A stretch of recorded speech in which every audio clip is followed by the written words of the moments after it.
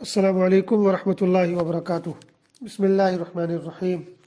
امام بخاری research academy علی گڑھ سے شائع ہونے والے ہفت روزہ الجمعہ میگزین 28 نومبر 2025 مطابق 6 جمادی الاخری 1447 ہجری کے مضامین کی آڈیو ریکارڈنگ پیش خدمت ہے۔ پہلا مضمون ہے فکر و نظر، معاشی منصوبہ بندی کرے، محمد فرید حبیب ندوی۔ اسلام نے جہاں اس بات کا حکم دیا ہے کہ مال کمانے سے پہلے یہ دیکھ لو کہ وہ حلال ذریعے سے حاصل ہو رہا ہے یا حرام سے، وہیں اس نے اس بات کی بھی تعلیم دی ہے کہ خرچ کرنے میں بھی بے احتیاطی نہ کرو۔ خرچ کرنے میں بے احتیاطی کئی طریقوں سے ہو سکتی ہے۔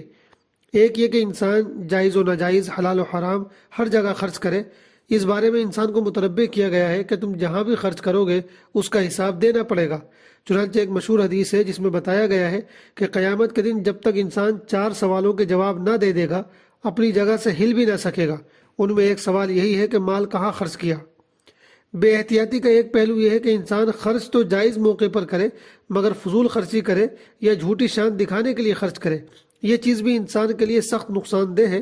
قرآن مجید میں فضول خرچی کرنے والوں کو شیطان کا بھائی اور اللہ کے نزدیک ناپسندیدہ قرار دیا گیا ہے۔ آج کل ہمارے خرچ کا بڑا حصہ بالخصوص شادی اور دیگر تقریبات کے موقعوں پر اسی زمرے میں آتا ہے۔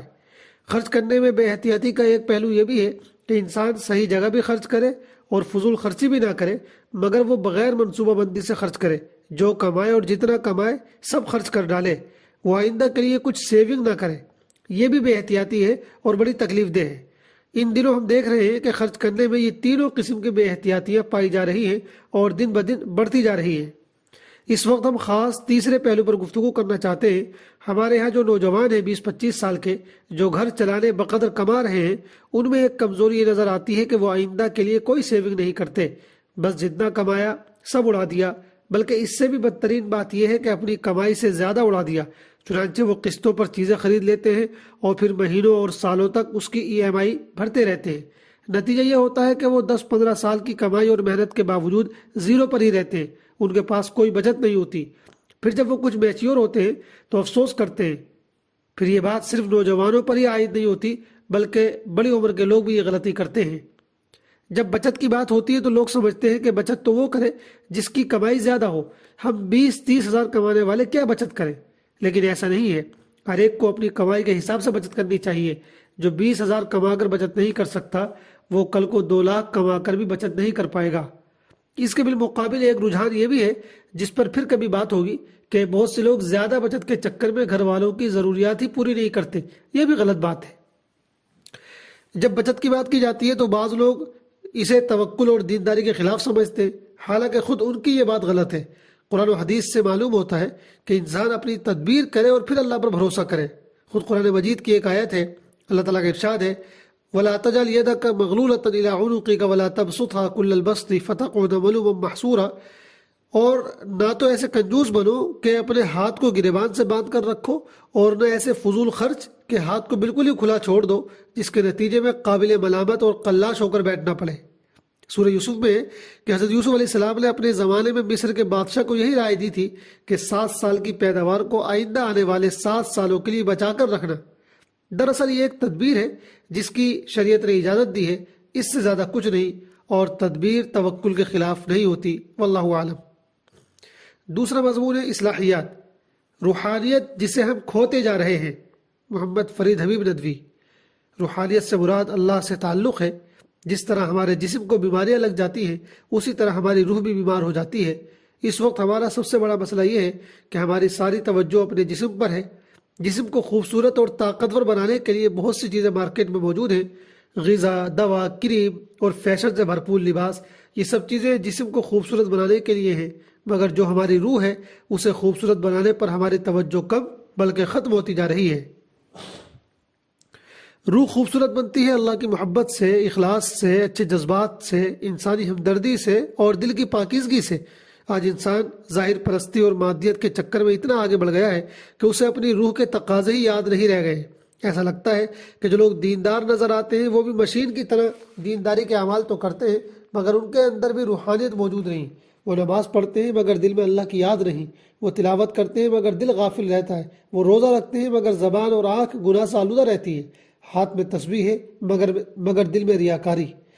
سب کچھ دیکھ کر ایسا محسوس ہوتا ہے جیسے ہم جسم پرست ہو گئے، بالخصوص ہمارے ہاں کی خواتین جن میں میک اپ اور لباس کے علاوہ کسی چیز سے دلچسپی نظر نہیں آتی۔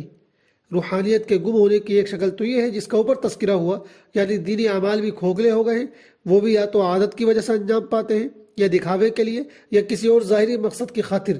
ان کی گہرائی میں اللہ کی محبت، رسول اللہ صلی اللہ علیہ وسلم کی اطاعت کا شوق اور بندگی کا احساس موجود نہیں۔ ایسا نہیں ہے کہ سب کا حال یہی ہے، آج بھی بہت بڑی تعداد ہے جو روحانیت کی حامل ہے۔ روحانیت کے گم ہونے کی دوسری شکل یہ ہے کہ 2-3 دہائی قبل تک روحانیت کا جو ماحول گھروں اور مسجدوں میں نظر آتا تھا وہ اب ناپید ہو گیا ہے۔ گھروں سے تلاوت کی آوازیں آتی تھی، بڑے بوڑھے تہجد کے عادی تھے، خیرات و صدقات کی کثرت، گناہ سے سخت نفرت تھی، دین سیکھنے کی رغبت تھی، گھروں میں دینی گفتگو ہوتی تھی، عورتیں نماز کے بعد کافی دیر تک مصلی پر بیٹھی رہتی تھی۔ ایسا ہی نظارہ مسجدوں میں بھی دیکھنے ملتا تھا، مگر اب تو گھر ویران ہیں۔ تلاوت کی آواز سننے کو کان ترستے ہیں۔ یا تو عورتیں نماز پڑھتی ہی نہیں، اور اگر پڑھتی بھی ہیں تو جائے نماز پر بیٹھ کر ذکر کرنے کا شوق نظر نہیں آتا۔ مسجدوں میں پہلے فجر اور عصر کے بعد چند لوگ ضرور نظر آتے تھے، مگر اب ان 2 وقتوں میں بھی مسجدیں خالی رہتی ہیں۔ یہ صورتحال بڑی گمبھیر ہے۔ روحانیت ہی سے سکون حاصل ہوتا ہے۔ روحانیت دراصل اللہ سے گہرے تعلق کا نام ہے۔ ضرورت ہے کہ پھر سے وہ ماحول پیدا کرنے کی کوشش کی جائے اور آنے والی نسلوں کو ظاہر پرست بنانے کی بجائے انہیں روحانیت اور ربانیت والا بنایا جائے۔ تیسرا مضمون ہے تعلیم و تربیت، اولاد کی تربیت کا ایک بہترین طریقہ۔ محمد فرید حبیب ندوی۔ ہم اپنے بچے کے سامنے مختلف طرح کے کام کرتے ہیں اور ہمارا بچہ بھی ہمارے سامنے طرح طرح کے کام انجام دیتا ہے۔ اگر ہم بچپن سے ہی بچے کے ذہن میں یہ بٹھانے کی کوشش کریں کہ بیٹا آپ نے یہ اچھا کام کیا، ایسا کرنا ہمارے نبی صلی اللہ علیہ وسلم کی سنت ہے، یا بیٹا اس کام کو اس طرح کرو، ہمارے نبی صلی اللہ علیہ وسلم اس کام کو ایسے ہی کرتے تھے، تو اس سے بچے کے ذہن میں نبی اکرم صلی اللہ علیہ وسلم اور آپ کی سنتوں کی محبت بیٹھے گی۔ خاص طور پر یہ کام ماں زیادہ بہتر کر سکتی ہے۔ مثال کے طور پر جب بچے کے بال میں کنگھی کرو تو اسے بتاؤ کہ بالوں میں کنگھی کرنا پیارے رسول صلی اللہ علیہ وسلم کی سنت ہے۔ جب بچے کو خوشبو لگاؤ تو اسے بتاؤ کہ خوشبو لگانا پیارے رسول صلی اللہ علیہ وسلم کی سنت ہے۔ جب بچے کو مدرسہ بھیجو تو اسے پیارے رسول صلی اللہ علیہ وسلم کی حدیث سناؤ کہ من سلک طریقا یطلب فیہ علما سہل اللہ لہ طریقا الی الجنہ، کہ جو علم سیکھنے کے لیے گھر سے نکلتا ہے تو اللہ تعالیٰ اس کے لیے جنت کا راستہ آسان بنا دیتا ہے۔ بخاری شریف۔ جب بچے کے سامنے مسکراؤ تو اسے بتاؤ کہ پیارے رسول نے مسکرانے کو صدقہ اور نیکی قرار دیا ہے۔ جب بچے کو کھانا کھلاؤ یا کپڑا پہناؤ تو اسے بتاؤ کہ ہمارے نبی اچھے کام دائیں ہاتھ سے کرتے تھے۔ جب تم اپنا کھانا بچے کی پلیٹ میں ڈالو تو اسے بتاؤ کہ یہ بھی نیکی کا کام ہے۔ نبی اکرم صلی اللہ علیہ وسلم نے فرمایا ہے اپنے برتن سے کوئی چیز لے کر اپنے بھائی کے برتن میں ڈالنا صدقہ اور نیکی ہے۔ ترمذی شریف۔ جب تم کہیں ایسی محفل میں ہو جہاں بڑے بزرگ لوگ ہوں تو اپنے بچے کو ان کی خدمت کے لیے کہو اور اسے بتاؤ کہ پیارے رسول صلی اللہ علیہ وسلم نے بڑوں کی عزت کرنے کا حکم دیا ہے۔ اسے بتاؤ کہ بھیڑ کی جگہ میں بڑوں سے پہلے نہ نکلو۔ جب وہ پانی پیے تو اسے بتاؤ کہ 3 سانسوں میں پیو، یہ ہمارے نبی کی سنت ہے۔ غرض یہ کہ اس طرح شروع سے ہی بچوں کی تمام حرکات و سکنات کو پیارے نبی صلی اللہ علیہ وسلم کی سنت مبارکہ اور سیرت طیبہ سے جوڑنے کا اہتمام کریں تاکہ ان میں نبی کی اطاعت کا جذبہ پیدا ہو۔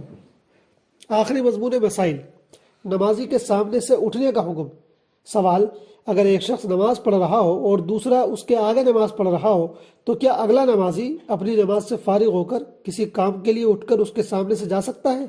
جواب: صورت مصولہ میں نمازی کے سامنے بیٹھا شخص نمازی کے آگے سے اٹھ کر جا سکتا ہے، اس لیے کہ ممانعت گزرنے کی ہے، سامنے سے ہٹنے کی نہیں۔